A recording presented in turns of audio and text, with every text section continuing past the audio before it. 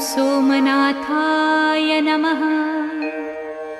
ॐ मल्लिकार्जुनाय नमः। ॐ महाकालेश्वराय नमः। ॐ ओंकारेश्वराय नमः।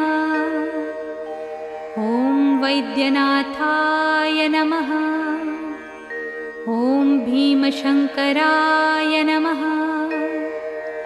ॐ रामेश्वराय नमः। ॐ नागेश्वराय नमः। ॐ विश्वेश्वराय नमः। ॐ त्र्यंबकेश्वराय नमः।